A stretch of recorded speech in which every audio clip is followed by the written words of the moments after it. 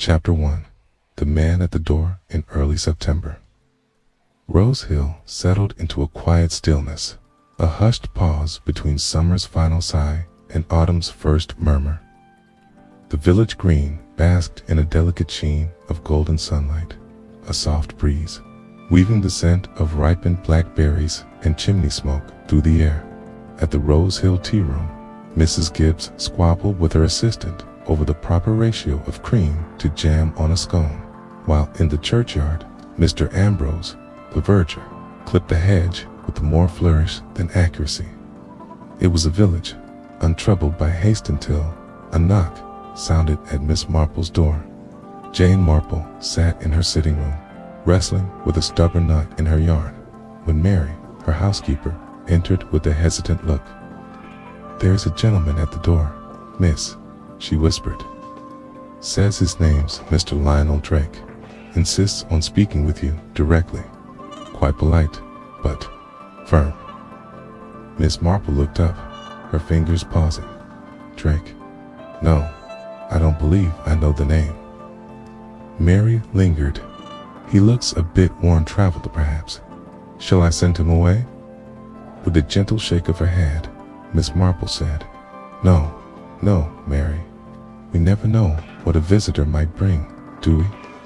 Show him to the front room, please."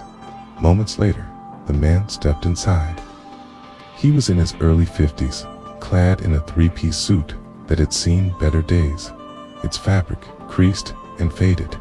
His tie hung askew, and his shoes bore the chalky dust of long roads. A nervous sort, his lined face carried a distracted air, as if his body had arrived, but his thoughts were still catching up. "Miss Marple," he said, offering a curt nod, functional rather than warm. "Thank you for seeing me on such short notice. I'll try not to take much of your time." Miss Marple gestured to the armchair across from hers. "Do sit down, Mr. Drake. I'm afraid I can't place your name. Have we met before?" "No," he replied, easing into the chair with a faint groan. "I'm a solicitor where it was, until recently, handled the affairs of a Mrs. Clara Redwick. Do you recall her?"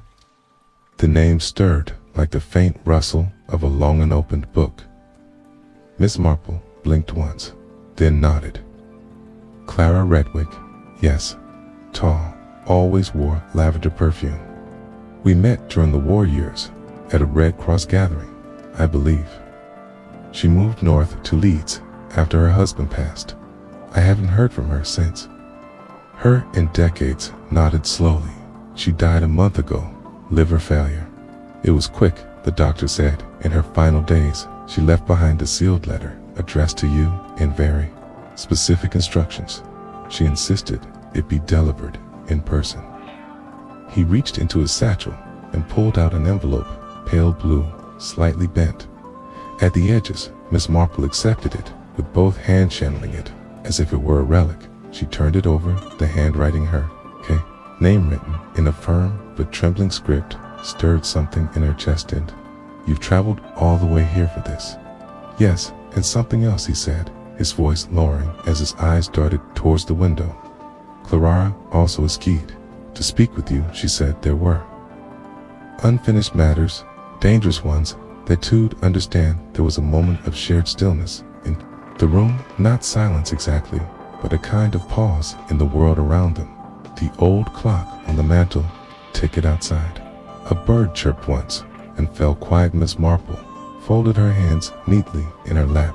"Dangerous matters. I can't imagine Clara ever being mixed up in anything of the sort." "Said very little in the letter to me," Drake admitted, shifting in his seat. "Butch spoke of something she witnessed years ago. Something she couldn't speak about until now. Her words were," he paused, brows furrowing, "if she died before telling someone, they might come looking for me anyway." Miss Marple watched him carefully. "And you believe that someone is now looking for you?" Drake gave a faint, unconvincing smile, not given to superstition. "Miss Marple, but I must admit, I felt watching since leaving Leeds odd figures, the same faces. In crowds, a woman on the train who disappeared between stops." Miss Marple didn't scoff. She never scoffed, not even at the seemingly outlandish. Instead, she tilted her head, slight like a bird, listening for distant thunderdrake, leaned forward. "I'm sorry, I know this sounds absurd, and I don't wish to alarm you. I only thought, well, Clara Rochester, you. That has to mean something." Just then, he stopped his mouth-freezing sentence. His body gave a sudden shiver, almost imperceptible, blinked twice, tried to speak, but the words didn't come. Instead, he stood abruptly, as if forgetting the script of his own life. "I shouldn't be here," he said, "but..." Miss Marple stood too confused. He backed toward the door. "Forgive me, I made a mistake." And before she could ask Anna third question, he stepped outside into the light from the window. She saw him cross Stellan with purpose, not panic, but certainly urgency. He didn't look back within seconds. It turned the corner by the post office and vanished down the path toward the woods. Miss Marple remained at the window for a long moment. The sealed envelope sat entouched in her hand. She turned it over again. Clara Redwick's writing, so familiar yet trembling with urgent semis. Marple did not open it, not yet. Instead, she looked once more at that street where Lionel Drake had vanished, as if he'd walked out of existence in the middle of his own sentence. A copter to the letter, with no signature. The envelope sat untouched on Miss Marple's writing desk for the better part of the afternoon. It seemed to hum with attention, like a sealed box, holding not just words, but consequences outside it. Sun dipped lower, staining the rose-cold bricks of Rose Hill with amberlight. A dog barked in the distance. Children cycled down the lane, oblivious to the ripple that had passed through the old woman's sitting room just hours before.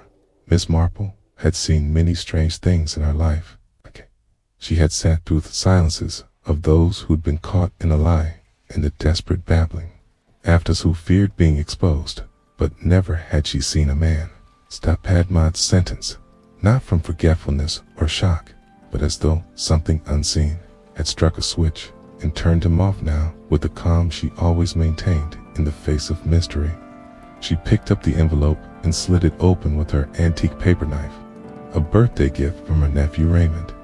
The flap peeled back with a faint tear inside.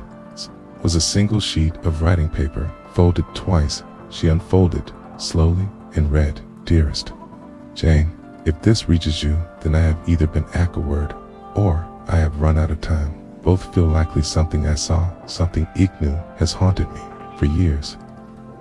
I kept it buried under reasons and excuses, but guilt is persistent, isn't it? It scratches its name into everything. There was a death, Jane, or what looked like an accident at the time. A young woman, her name was Lise Partridge. I was there. I saw something that didn't belong in Thestry, we were told, and I think someone knew I saw it. She was found in a riverbank cottage, her neck broken. They said it was a fall, a tragic misstep down those rotten stairs. But the scarf, Jane, the scarf was not hers, and I watched Simeon take it. I stayed quiet, thought it would end there.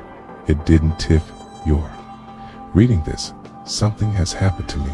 Don't trust the obvious, Jane. That's how he hides."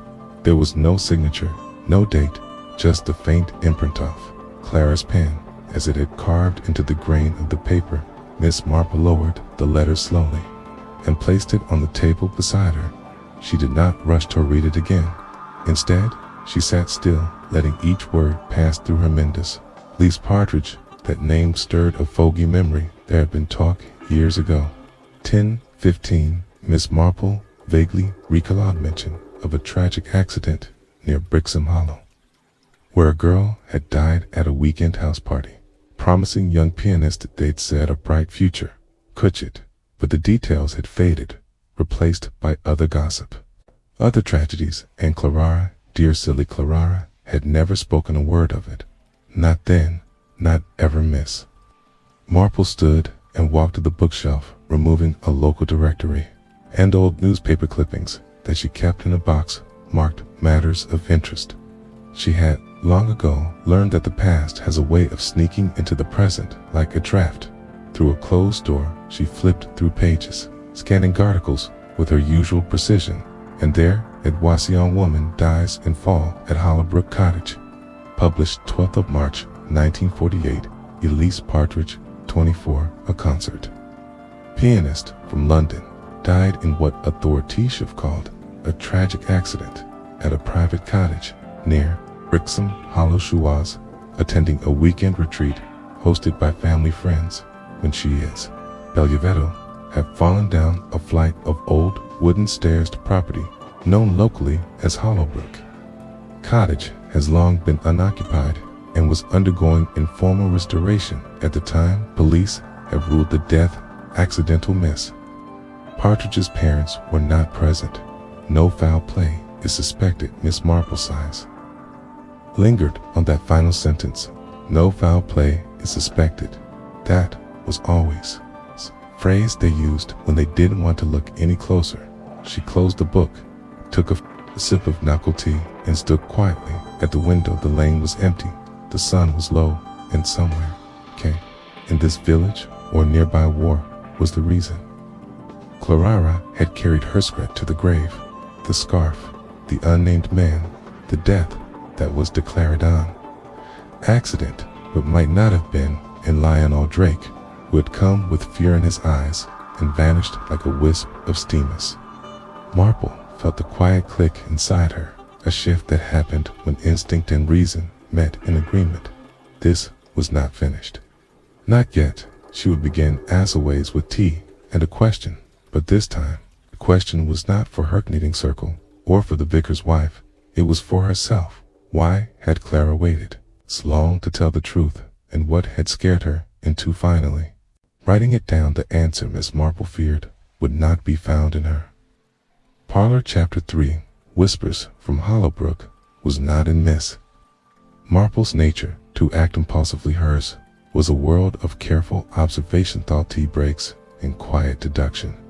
Not the dramatic gestures, old Funger, louder detectives, and yet on the morning following to Drake's visit, and the strange letter from the late Clara Redwick, Miss Marple stood at the village post office with her coat buttoned up to her chin, a map of Devant tucked into her handbag, and a small notebook she had once bought in anticipation of nothing in particular. She had made her decision before dawn. Envelope still lay on the windowsill back at her cottage, weighed down by Asmal China Rabbit. But the words inside it clung to her thoughts. Elise, Partridge, broken neck, a borrowed scarf, a death that whispered of murder rose. A kill, for all its hedges and habits, offered no answers to this. But Hollowbrook Cottagino, that was a place that might. Before leaving, she had asked Mary Toper, supper for one, don't fuss, if I'm not back till late, she'd added gently with the smallest twinkle in her eye. I may take tea in Brixham. Miss Marple didn't drive, never had, not even during the war, when everyone was being trained to be useful, but she had made arrangements. Mark Gilbert, from the grocer's, whose younger cousin delivered fish across the county, had agreed to take her in his lorry as far as Hollowbrook Lane. It's no trouble, miss, he'd said, brushing flour from his apron, though I must say there's nothing up there anymore but old brambles and rats. Well, she replied, adjusting her hat, it wouldn't be the first time a rat has held a clue. Hollowbrook Cottage appeared without warning. One moment, the lane curved lazily through hedgerows, and then, X'd like a memory rising too fast, the cottage stood at the edge of the clearing, half draped in ivy and silence. Its roof sloped, as if tired of it, of years, and its windows stared out like closed eyes. A wrought iron gate sagged inward open, but not welcoming. Miss Marple stepped out of the lorry, thanked the boy with a wrapped biscuit, and stood for a long moment on the gravel-driven air, felt stiller here, thicker, as though the trees had long ago agreed not to speak too loudly. She moved toward the door, its once blue paint peeling in strips, and tested the knob, locked as expected. but to the left, a small side porch curved inward, and here the rotted edge of the wall had given way. Just enough for someone thin and determined to pass inside. Dust hung in sheets through. The light cobwebs graced the corners and narrow stairwell rose just behind the fireplace, and it was to this that Miss Marple turned her gazetteer, said. Elise Partridge had fallen down those stairs, Miss. Marple studied them carefully. They angled the steps, some slightly warped athers. Worn in the center, and at the bottom, the stone floor, harsh, unforgiving gut. Fall could be fatal, yes, but fatal by accident or by intent. Circled the small sitting room, noting where furniture once stood, marking no only by patches of cleaner floor.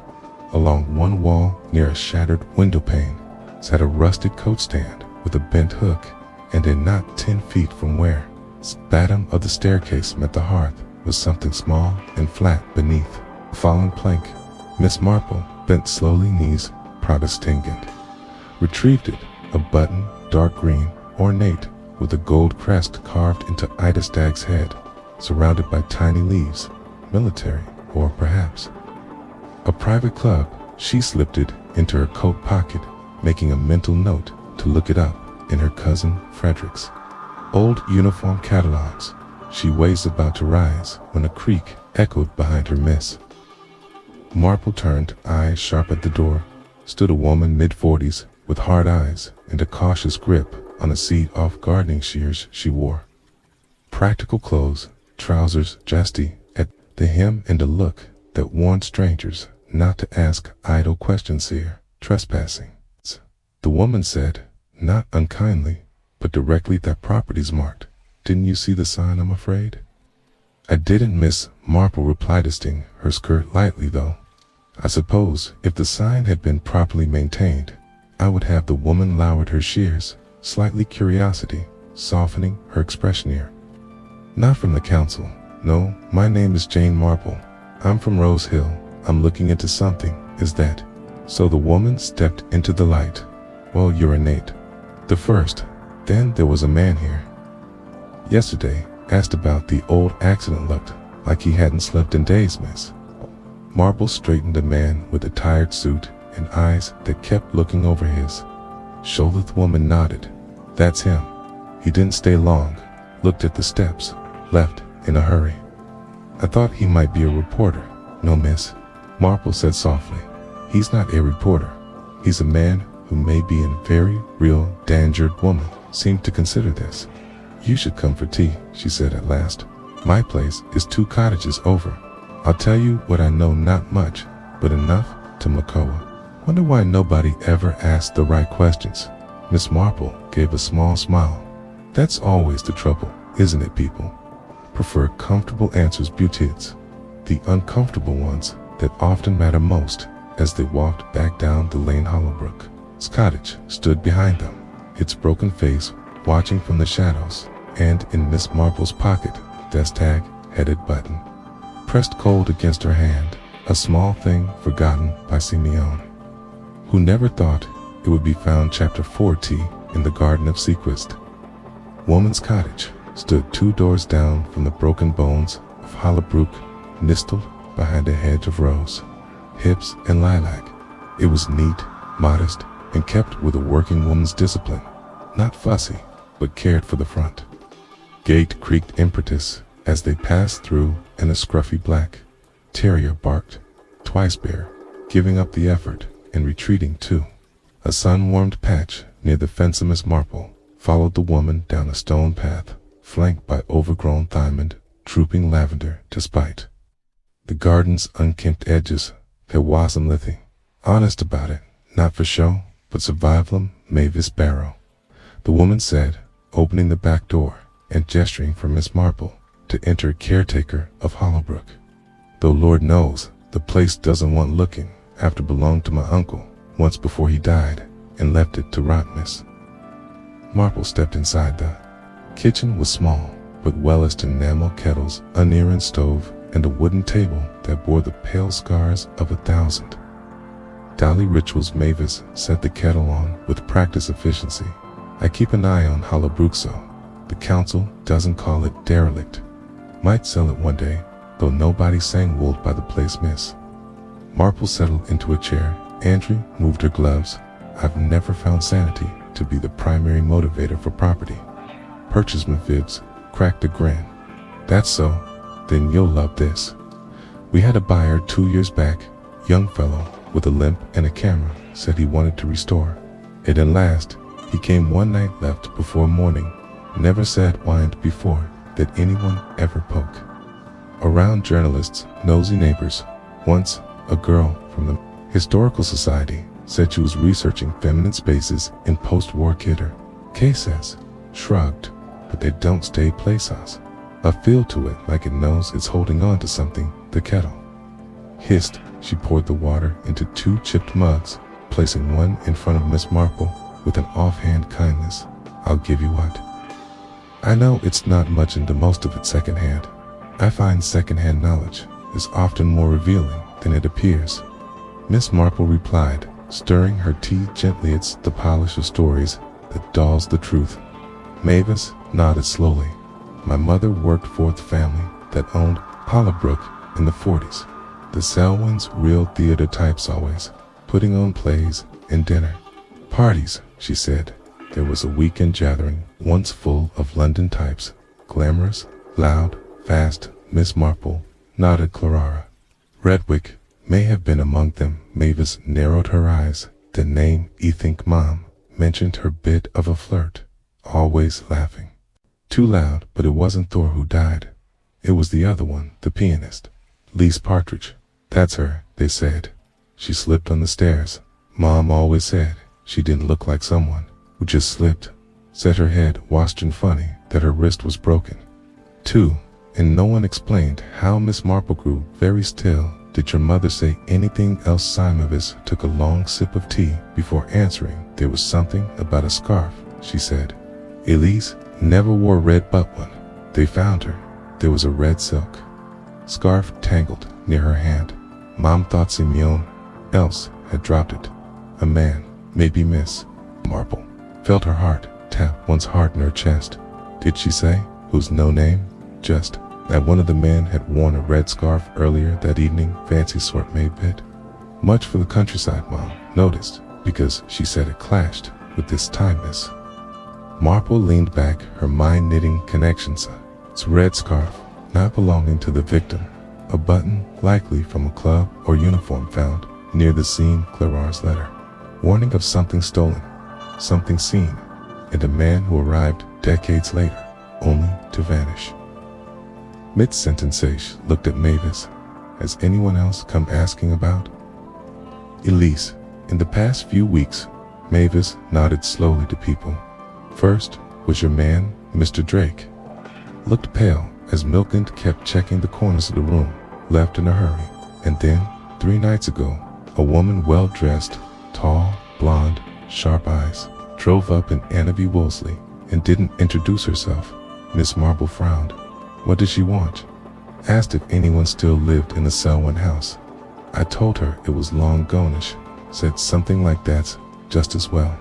Then left. I only remembered her because she wore gloves, long ones, summer gloves, silk, strange choice, realness. Marple said nothing for a while. Her tea had gone cold, but her mind washing with friction. Mavis sat back and studied her going. To keep digging, aren't you? I am, Miss Marple said, because I think man who visited me yesterday may now be missing, and if he's missing, because what? Clara knew. Then we may be running out of time. Did you sure you think someone killed that girl all those years ago? Mavis asked, voice lower. Miss Marple looked out the kitchen window, where Hollowbrook sat like a secret, refusing to die. I think, she said slowly, that someone got away with it, and I think they believe they still can. Chapter 5. Shadows among the roses.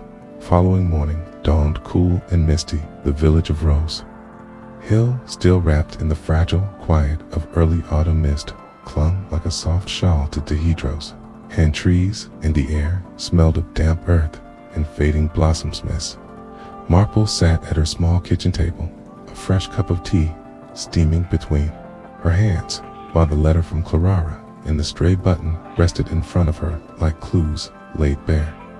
Despite the peacefulness of the morning, her mind raced with unanswered questions. Who had visited Hollowbrook before her woe? Was the woman in the navy Wolseley? And most pressing of all, what had Clara been so frightened to reveal until her dying days, resolved that it was time to seek out the people who had been closest to the tragedy, or at least who still remembered it? First person on her list was the Reverend Charles Grafton, Rose Hill's vicar, a kind man with a gentle manner and a fondness for village history. He'd had been in his post for nearly 30 years. She hoped his memory might hold a thread she could follow. Miss Marple made her way through the village, the soft mist clinging to her coat. As she approached the church, the tall spire was lost in the haze and the ancient stone felt cold beneath her fingertips as she pushed open the heavy wooden door. Reverend Grafton was seated in the study, surrounded by stacks of worn books and handwritten parish records. He looked up with a warm smile when she entered. Miss Marple, to what do I owe this pleasure? On a misty morning, she smiled in return.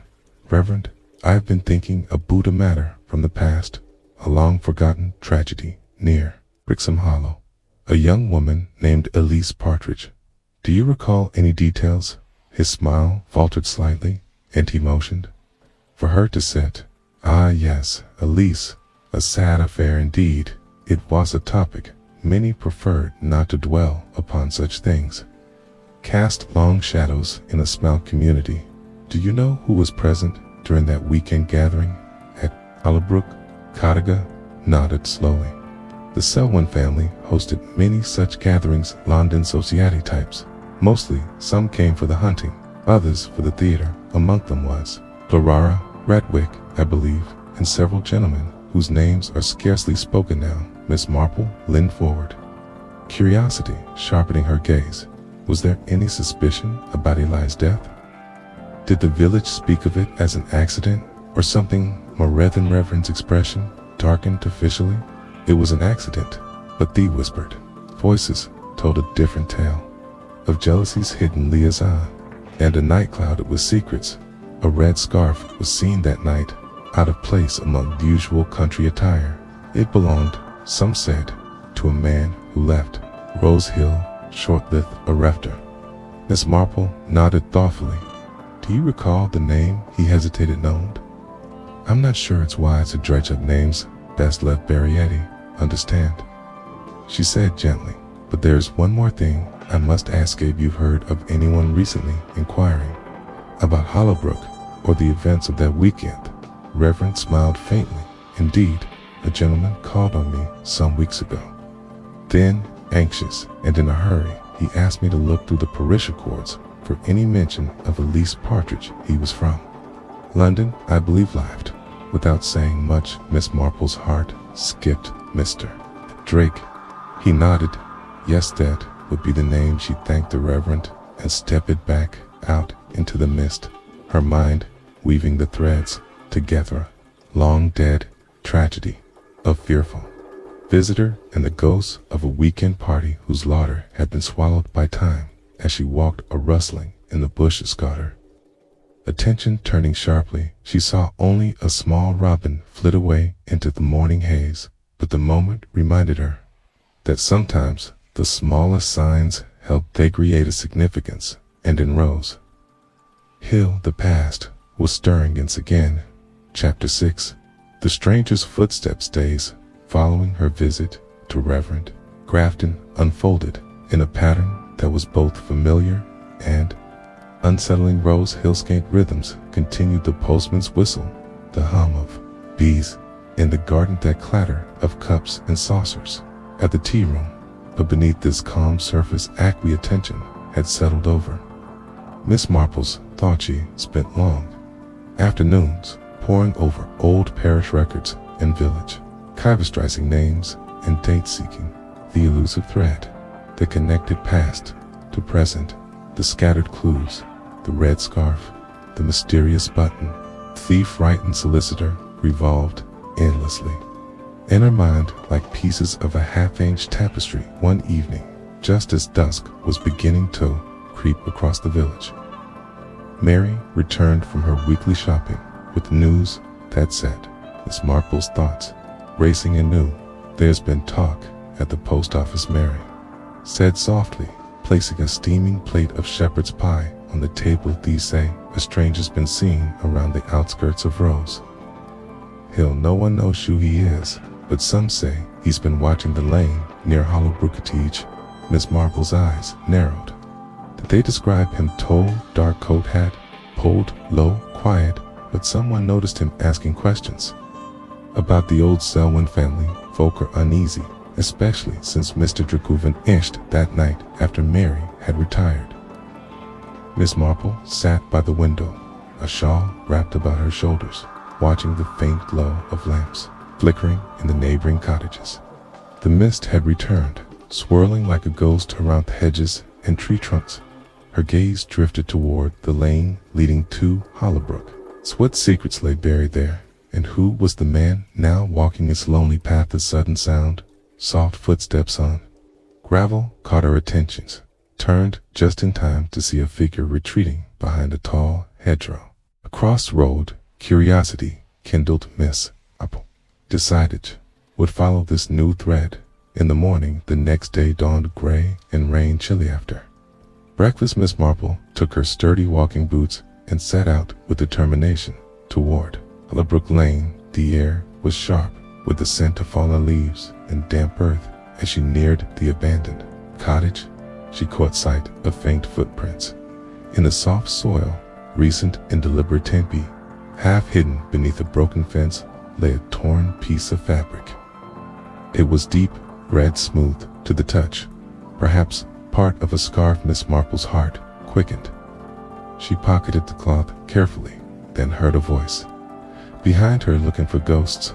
Miss Marple, she turned to see a man approaching, middle-aged, with a weathered face and eyes that held equal parts suspicion and respect. "I'm Harold Finch," he said, tipping his hat. "I used to work for the Selwyn family. Back in the day, heard you asking questions about Elise Partridge." Miss Marple nodded. "Yes. Do you know anything that might help?" Finch looked around cautiously. "More than I should. That night, it wasn't an accident. There was anger, secrets. Elise was caught in the middle." He paused, then added in a low voice, "There are some who would rather keep the past buried. You'd best be careful." Miss Marple smiled gently. "I intend to be." Finch disappeared down the lane. Miss Marple stood alone beneath the gray sky, feeling the weight of the village's history settled around her. Once more, Chapter 7, the Selwyn Estates' quiet keeper. Miss Marple's meeting with Harold Finch had left her both unsettled and intrigued.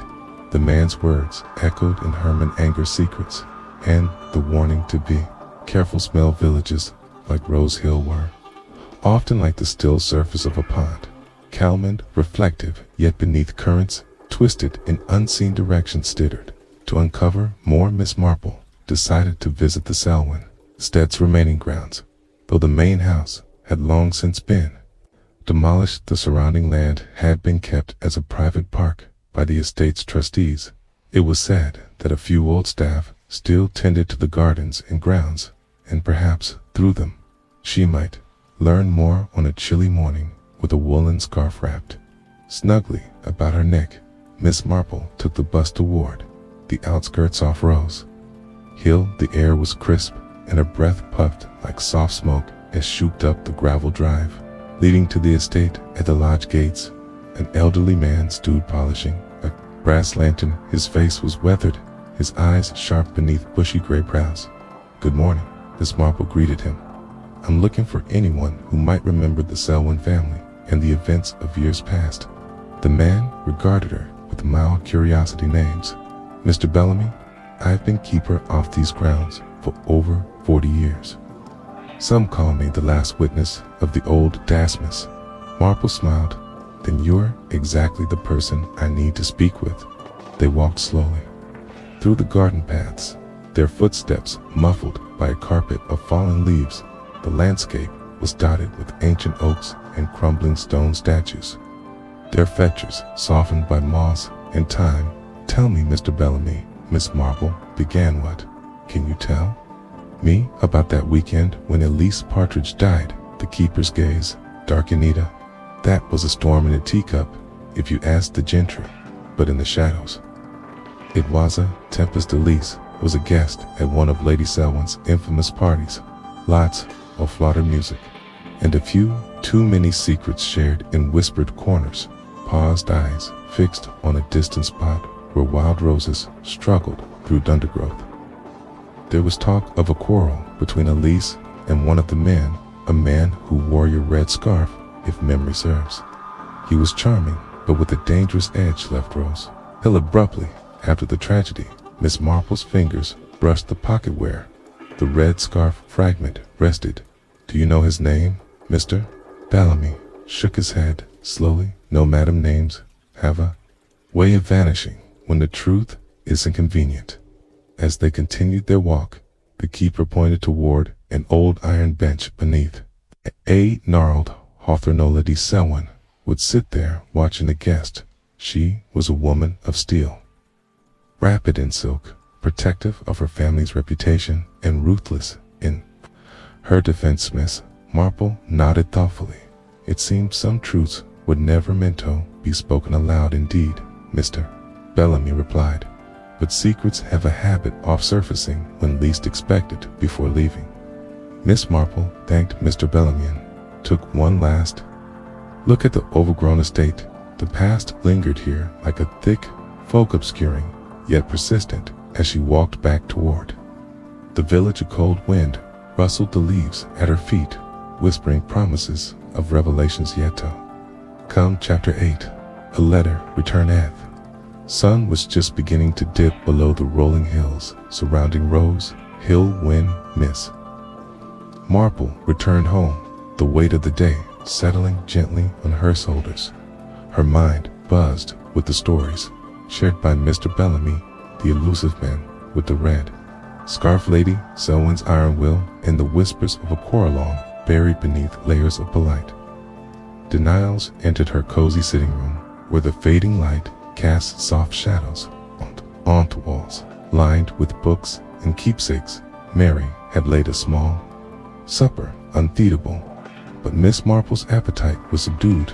Her thoughts were with Brook and the secrets it still guarded. After a quiet meal, she sat at her desk, pulling from her bag a small stack of correspondence she had collected over the past few days. Among them was a letter she had sent nearly a week before to a solicitor in Leeds who had represented Clara Redwig. She had hoped that official channels might yield answers, but no response had arrived. With a small sigh, Miss Marple picked up the letter and studied it again. It was a simple request.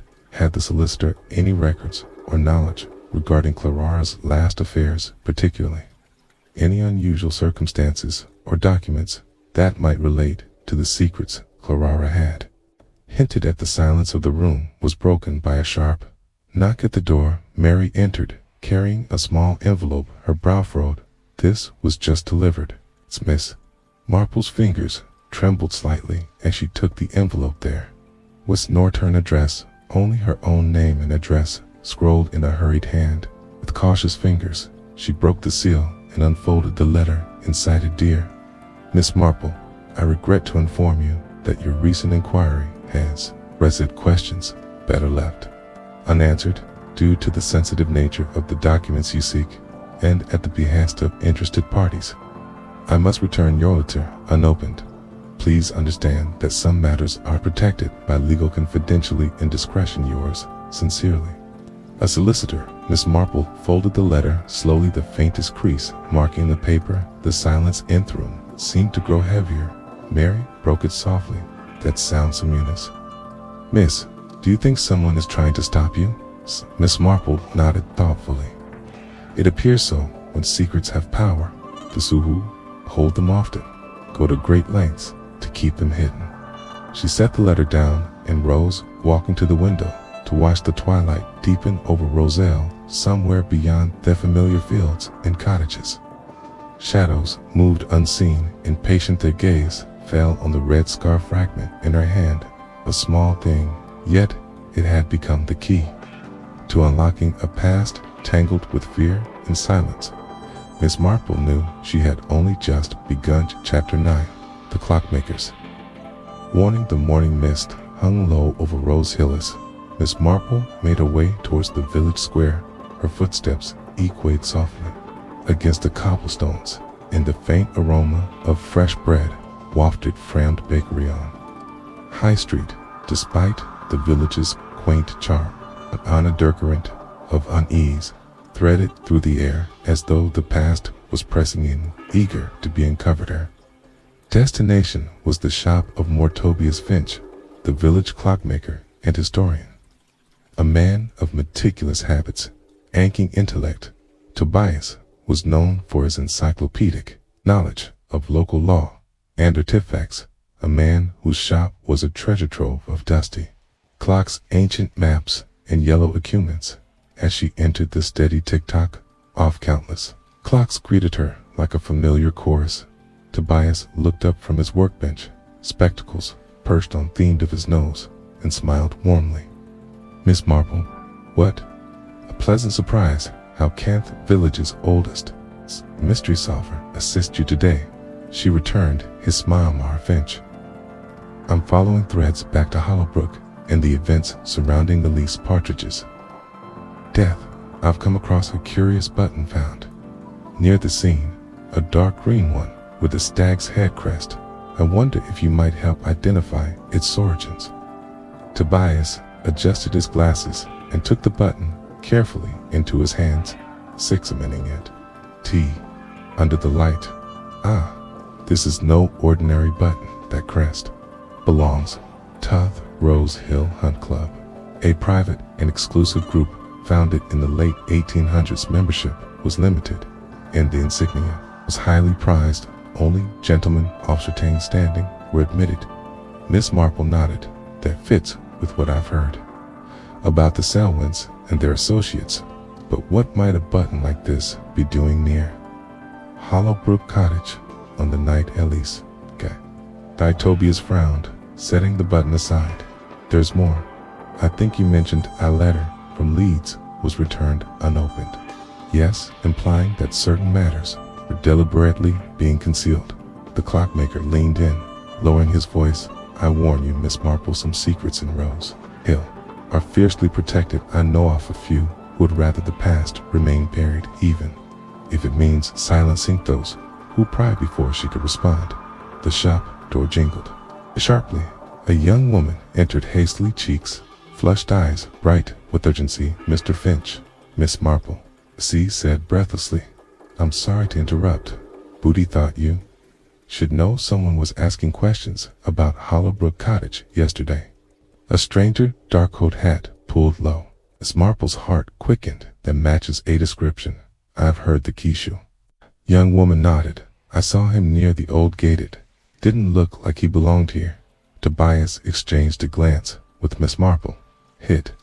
Seems the past is stirring anew. Be careful, Jane. The longer you dive, darker the shadows grow. Miss Marple met his gaze steadily. I have no intention of turning back. Chapter 10 echoes in the night. That evening as twilight settled over Rose Hill, Miss Marple sat by the window in her sitting room, a warm cup of tea cradled between her hands. The flickering flame of the candle on the table cast gentle shadows on the walls, but the calm of the room was deceiving. Outside, the village was slipping into its nighttime rhythm, doors locking, shutters closing, footsteps growing scarce, while inside her men thoughts raced. The warnings from Tobias Finch echoed like distant thunder. The past was fiercely protected, and prying eyes could provoke dangerous responses. Yet the stranger near Hollowbrook, there turned letter in Clara's cryptic message, weighed heavily on her. Someone always watching, someone who did not want the truth unearthed. A sudden knock at the door startled her heart quickening. She rose and opened it cautiously. On the doorstep stood a young man, palient, breathless, eyes wide with urgency. Miss Marple, He asked. I'm Edward Parsons. I think you should know something about Hollowbrook. She stepped aside, gesturing for him to come in once inside. He sank into a chair, his hands trembling, slightly worked as a gardener for the Selwyn estate a few years after the accident. I heard stories, things no one spoke aloud, but recently I've seen shadows moving near Hollowbrook at night, people who shouldn't be there. Miss Marple listened intently as he continued. Last week, I found a red scarf caught in the brambles. It looked old, but fresh in some places, like someone had left it there recently here.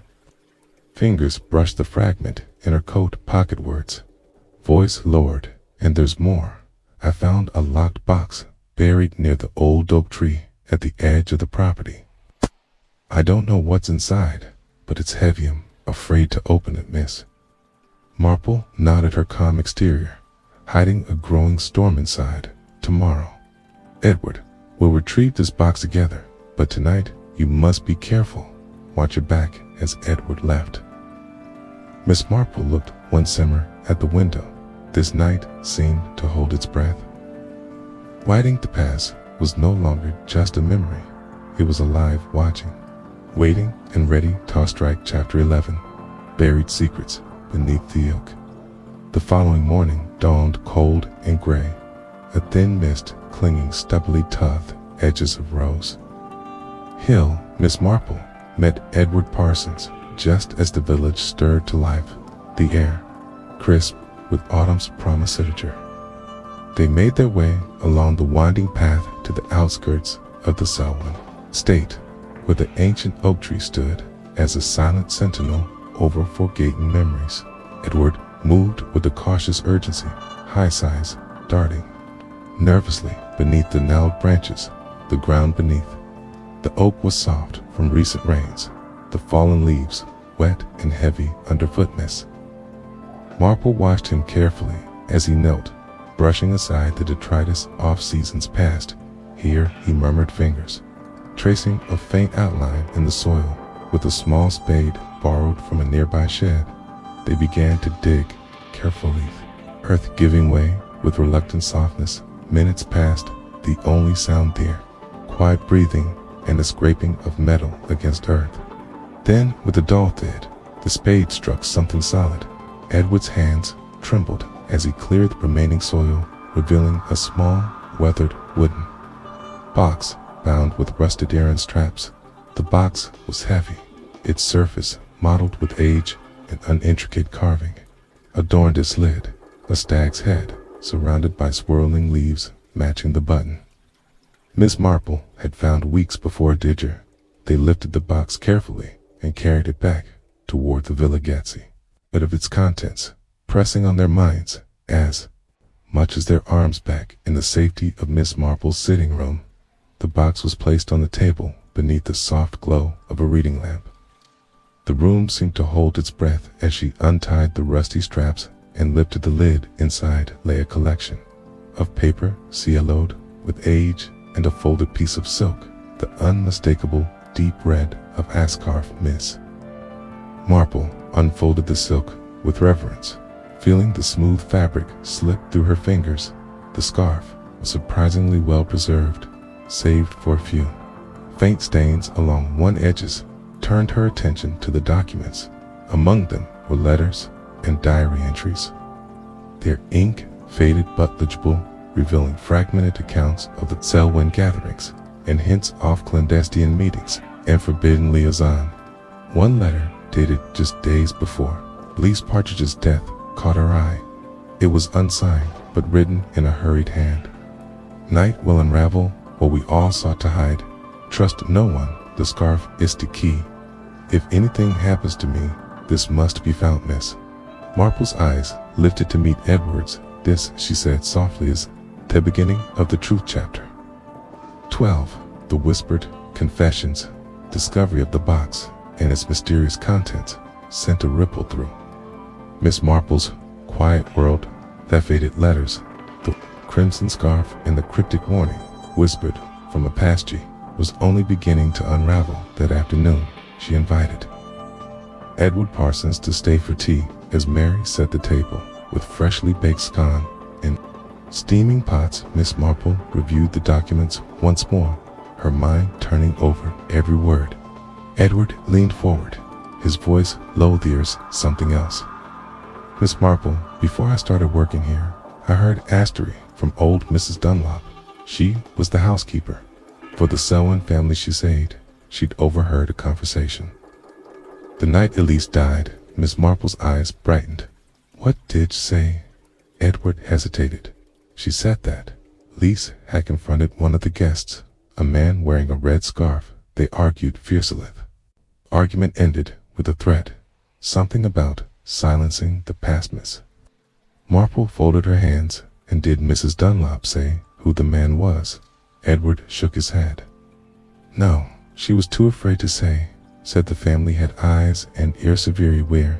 And that night, something terrible happened. The room seemed to grow colder, shadows deepening in the corners." Miss Marple's gaze fell on the scarf. Once more, the scarf is more than a token. It's a symbol of guilt, fear, and the power to control the story as the evening wore on. Miss Marple and Edward pored over the letters and diaries, piecing together fragments of a tale filled with jealousy, secrets, and desperation. Among the papers was a torn page, a half-written confession, abruptly stopped mid-sentence. "I cannot live with this burden any longer. The night at Hollowbrook has haunted me, and if this falls into the wrong hands, everything will be lost to Jane interest. The truth, may she have the courage I lack." Miss Marple folded the paper gently. "Someone wanted this to be found, someone you could no longer keep silent." Edward nodded. "But who and why now?" Miss Marple's eyes gleamed with quiet determination. "Because the visitor who vanishes mid-sentence was right. The past does not stay buried forever." Chapter 13. A name in the shadows. The following day, Miss Marple decided it was time to revisit the village records and local gossip, hoping to connect the deeds between the secrets in the box and people who might have been involved in that fateful weekend. Arrived at the village library, a small brick building whose wooden shelves held decades of parish journals, birth and death records, and old newspapers. The librarian, Mrs. Pembroke, quick-readed her warmly and nodded as she requested the archives related to the Selwyn family, and their circle hours passed as Miss Marple scanned the load pages and brittle documents.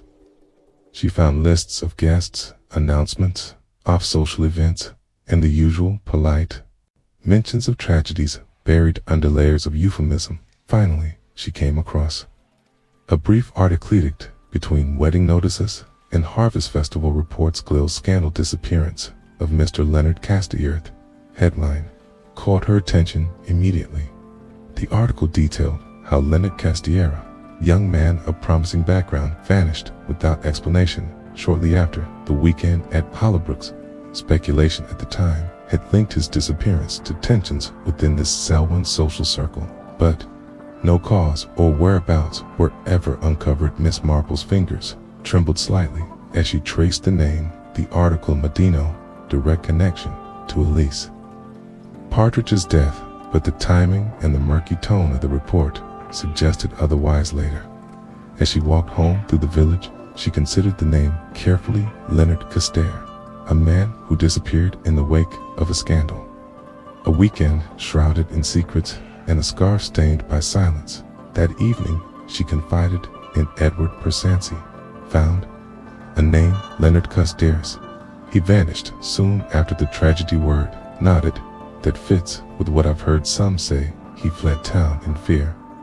Miss Marple's gaze hardened. Fear of what? I wonder, and who might have made him vanish?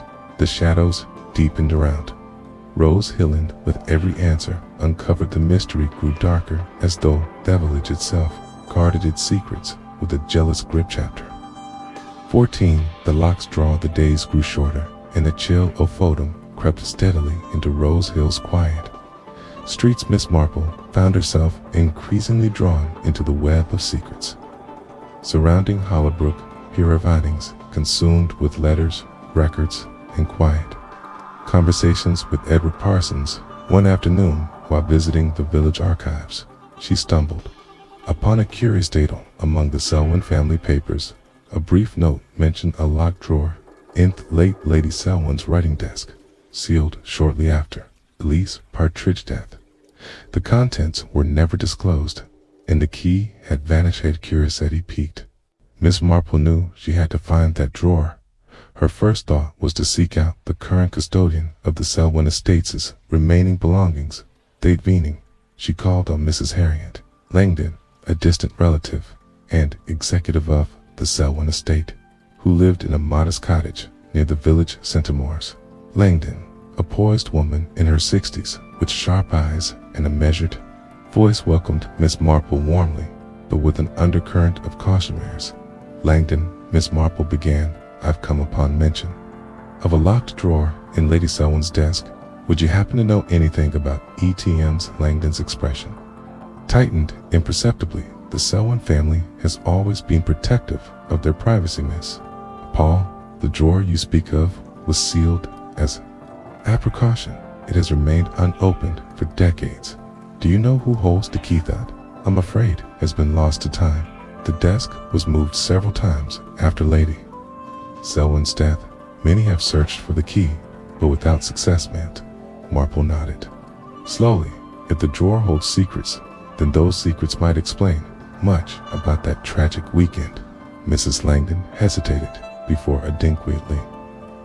Be cautious, Jane. Some doors are locked for good reason.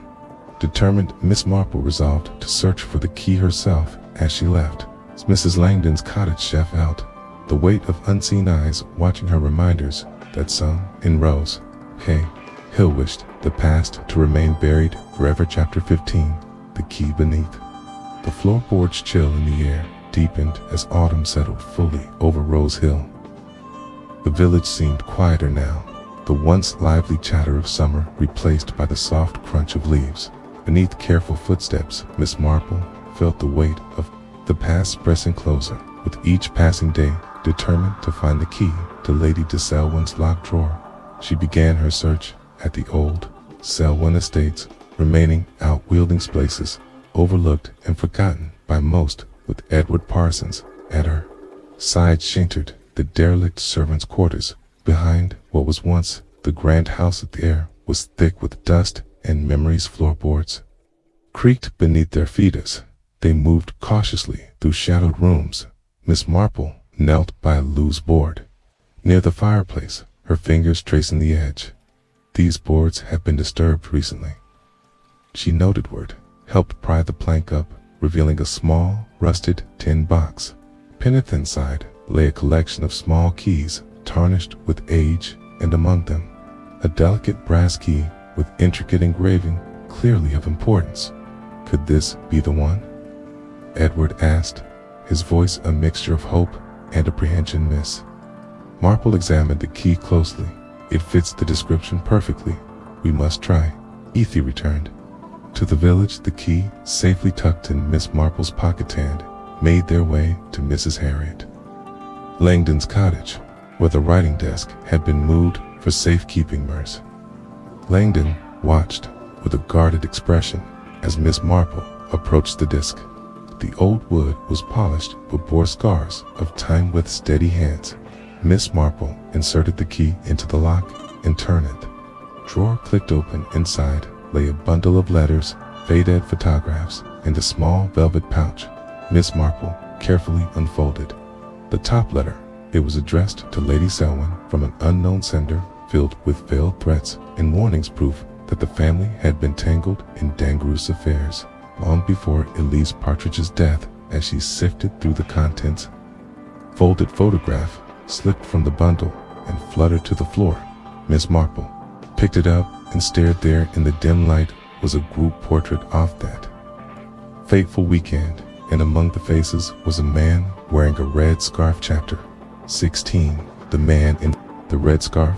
The photograph lay on Miss Marple's desk, its edges curled with age. The face is faded, but unmistakably familiar. The group captured in that single moment was a snapshot of a weekend, long buried beneath time and silent seaman.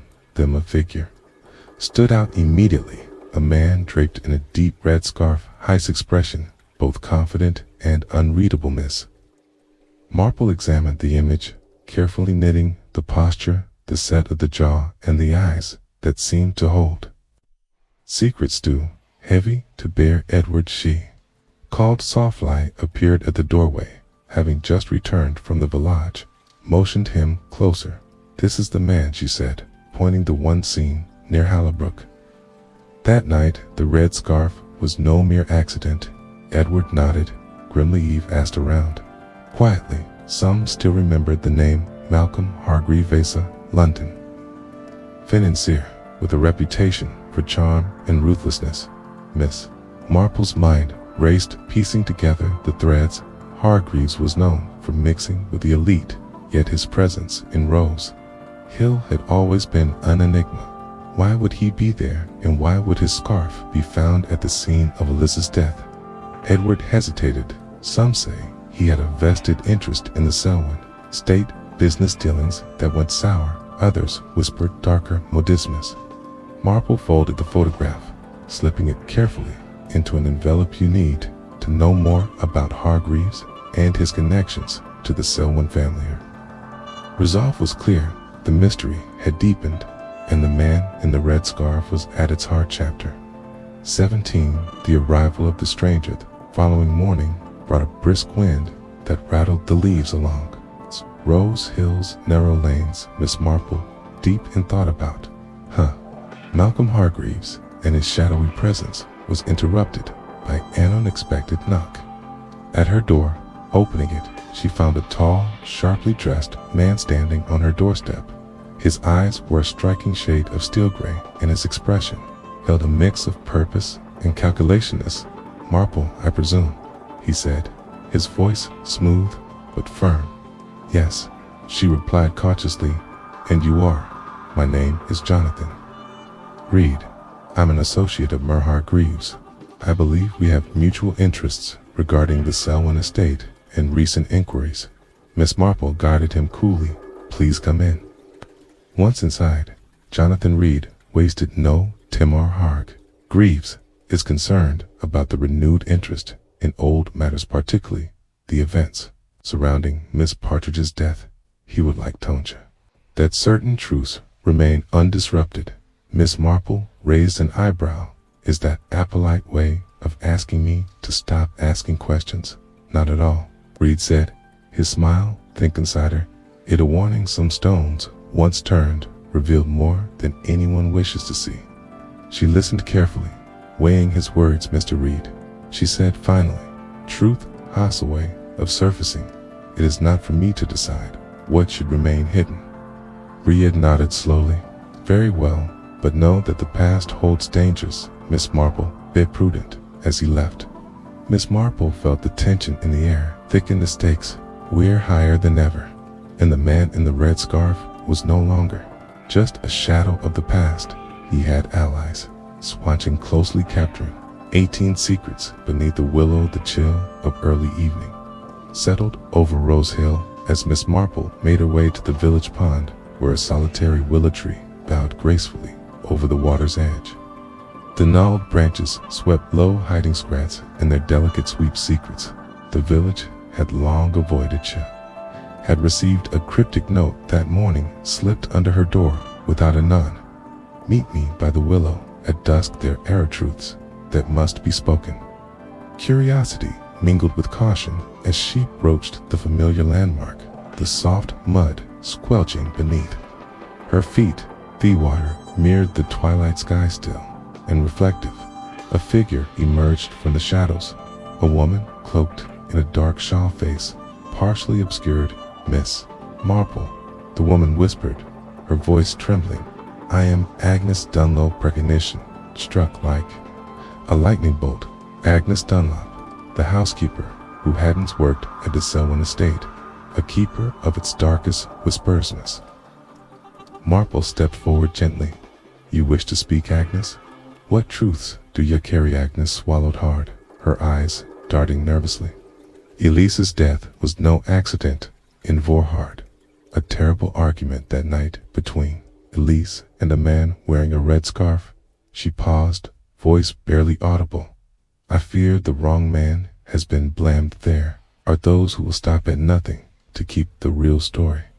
Hidden Miss Marple nodded, her calm resolve hardening. Then we must ensure those secrets do not remain buried any longer, as the willow's branches whispered above them. The two women made a silent pact to uncover the truth, no matter the cost. Chapter 19. The Hidden Letter. The revelation from Agnes Dunlop weighed heavily on Miss Marple's mind as the days grew shorter and colder. The truth was no longer a distant shadow, but a living force pulling her deeper into the tangled web of Hollowbrook's secrets. Determined to press forward, Miss Marple revised the box of letters and documents. Discovered beneath the oak tree, she spread them carefully across her desk, searching for anything. Agnes's confession might illuminate us. She sifted through the fragile papers. A folded envelope slipped from the bundle, its seal unbroken and wax stamped with a crest she did not recognize. The envelope was addressed simply to be appended only by Miss Marple. Her hands trembled slightly as she preceded the seal and unfolded. The letter within the handwriting was elegant, yet hurry, Eddie or Jane, if you were reading this, then my fears were justified. The truth is darker than even I dared imagine. Elise was silenced because she knew too much. There are powerful forces at work, people willing to do anything to protect their names. Trust no one, be vigilant. The red scarf is only a symbol. The real danger lies in the shadows cast by those who wear it. I fear my time is short. Would two have the strength to see this through with all hope? An old friend. Miss Marple folded the letter slowly, the weight of its warning settling deep in her bones. The mystery was no longer just about a tragic accident. It was about a dangerous secret, buried beneath decades of lies and fears. New. The final pieces were closed. Chapter 20. The Midnight Meeting. Clock struck 11 as Miss Marple quietly slipped out of her cottage and made her way towards the village green. The night was cool and crisp, the moon casting silver light over the empty streets. Every sound seemed magnified in the stillness. The rustle of leaves, the distant bark of a dog, the soft patting off her own footsteps. She clutched the newly discovered letter tightly in her hand, its urgent words burning like a secret flame. The warning from the old friend echoed in her mind. Trust no one, be vigilantes. She approached the old stone bench beneath the ancient oak. A shadow detached itself from the darkness. A tall figure stepped forward. A man's face was obscured beneath the brim of a hat and the collar of a heavy coat. Miss Marple. The voice was low and familiar. I hoped you would come. She recognized the tone immediately. Jonathan Reed, she said steadily. What is it you want? Stepped into the moonlight, revealing a grim expression. There's more at stake than you realize. Mr. Hargreaves will do anything to keep the past buried. Even now, I came because I can no longer live with the lies. Miss Marple met his gaze. Then tell me everything. He took a deep breath. Elise knew too much about the Selwyn's dealings, of Bootsecrate alliances and betrayals. The argument that night was about more than a scarf. It was about power and fear, and when she threatened to expose the truth, they silenced her. She nodded slowly, piecing it together, and the man in the red scarf, not just a symbol. Reed whispered a warning. Miss Marple's voice was calm but firm. Then it's time to bring the truth into the light, no matter the cost. The night around them held its breath as if awaiting the final unraveling. Chapter 21. The Unseen Witness. The weight of Jonathan Reed's confession lingered in Miss Marple's mind like a thick fog. The danger that had once been whispered about in shadows was now clear and unmistakable. Someone powerful was desperate to keep the past buried, and Elise Partridge's death was only the beginning that afternoon. Marple arranged to meet with Agnes Dunlop. Ken, the former housegirl, had agreed to speak more openly now that the veil of secrecy was lifting, but her nerves remained taut in the quiet of Miss Marple's sitting room. Agnes spoke in a hushed voice. There was someone else that night, someone who saw what happened, but never spoke, a young maid named Leah. She was terrified. Miss Marple leaned forward. Have you been able to find her? Agnes nodded. Yes, she lives. It's just outside the village, now, away from prying eyes. She's older now, but memories haunt her still. The next day, accompanied by Edward Parsons, Marple visited Leah. The woman's hands trembled as she recounted this night's events, her eyes wide with fear and regret. I saw the argument, Leah whispered. The man with the red scarf was angry. Elise begged him to stop. Then there was a struggle, and she fell. Miss Marple's voice was gentle. Did you tell Anion? At the time, Leah shook her head. I was scared. They warned me to keep quiet, or I'd suffer the same fate. With the maid's testimony, the pieces began to fall into place. Elise's death was no accident, but a desperate act too. Silence, a dangerous secret. Miss Marple vowed quietly. The truth will come out, no matter who tries to stop. Chapter 22. The Gathering Storm. The news of Leah's testimony rippled through Rose Hill like a sudden gust of wind, disturbing the stillness. Miss Marple felt the atmosphere tighten with almost tangible tension, as though the village itself was bracing for air cutting. In the days that followed, she noticed subtle changes. A door left ajar, just a moment too long. A hurried glance from a familiar face, the faint scent of smoking, the cool evening air, the warnings from Jonathan Reed and Agnes Dunlop were not idle. Simeon was watching, waiting for a mistake. Miss Marple met with Edward Parsons in her sitting room, the weight of the unfolding mystery pressing between them. We must be cautious, she said quietly. The truth threatens those who have borrowed their lives on silence. Edward nodded grimly. I've heard talk of strange visitors to the village, men asking questions, watching. Hollowbrook. Miss Marple's eyes hardened. We must gather what evidence we can and prepare it. Our final confrontation is near. That evening, as the village settled into quiet, Miss Marple sat alone by the window, her thoughts racing. The scarf, Thelators. The testimonies all pointed toward a dark secret that some would kill to protect outside. The wind picked up, rattling the shutters and carrying the faintest echo of a whispered warning. The gathering storm was upon them. Chapter 23. Shadows. In the parlor that following afternoon, Miss Marple received an unexpected visit.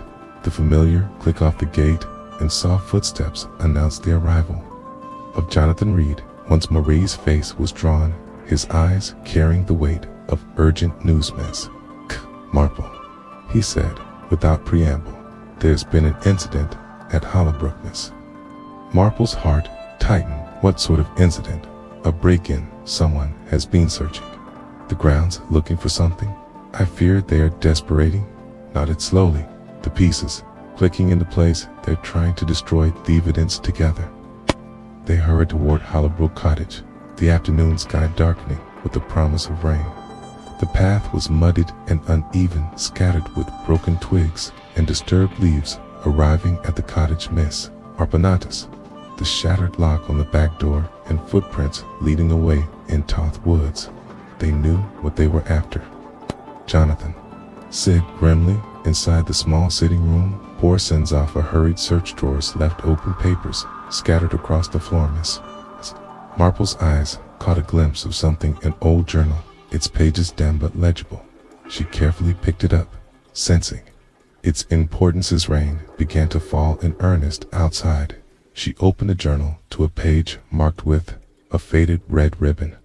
The entry was brief, but chilling of, anyone finds this, know that the truth is a dangerous thing. Those who seek it risk much trust. No one. Miss Marple closed the journal, Harrisol stealing the shadows were closing in, but she would not let them win. Chapter 24. The Confrontation. The rain had eased to a soft drizzle as Miss Marple and Jonathan Reed returned to the village, the weight of the day pressing heavily upon them. The break-in at Hollowbrook was more than a simple act of desperation. It was a clear warning that the truth they sought threatened powerful forces willing to act without mercy that evening as the village lights flickered. On one by one, Miss Marple received a tour message slipped beneath the door. "Meet me at the old mill at midnight. Come alone," though a chill ran down her spine. She knew the moment of reckoning had come. The stroke of midnight, she approached the abandoned mill on the outskirts of Rose Hill. The moon cast ghostly shadows across the broken windows and crumbling walls. The silence was profound, broken only by the faint rustling of leaves in the wind. A figure emerged from the darkness, talon-posing, and, unmistakably, Malcolm Hargreaves, the man in the red scarf. "Miss Marple," he said smoothly, removing the scarf with a flourish, "I hoped you would brave enough to come." She met his gaze, stead-eyed. "The truth cannot be buried forever, Mr. Hargreaves. Your time has passed." Smiled, cold and calculating. "You know nothing of what I have done there, what I am willing to do to protect my secrets."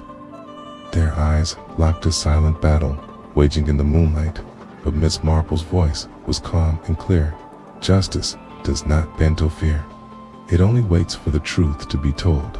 As dawn began to break over Rose Hill, the confrontation promised to unravel decades of lies and bring pianissimo the shadows that haunted the village. Chapter 25.